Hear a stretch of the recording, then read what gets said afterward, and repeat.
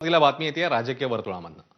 दिवंगत नेते गोपीनाथ मुंडे यांच्या राजकीय वारसदारावरून महाराष्ट्रामध्ये पुन्हा एकदा वादंग पाहायला मिळतोय। बीडमधील ओबीसी मेळाव्यात मंत्री छगन भुजबळ यांनी धनंजय मुंडे हेच गोपीनाथरावांचे खरे वारसदार असल्याचं विधान केलेलं।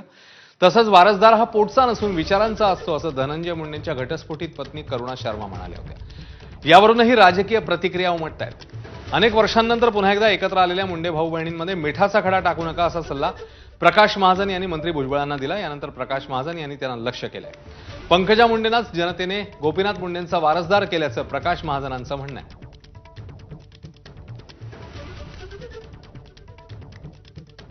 सरळ सरळ पंकजाचा मामा गोपीनाथरावचा मेहुणा म्हणून मला असं वाटतं की अशा पद्धतीने भुजबळाने विधान करणं हे मला क्लेशदायक होतं।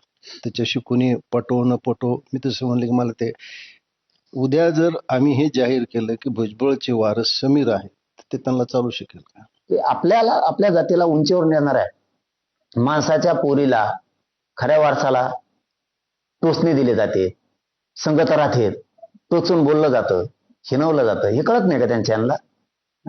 त्यांच्यात दरी निर्माण व्हायला लागली, तेव करायला लागला, हे कळत नाही का? दरी तर त्यांनीच निर्माण केली ना।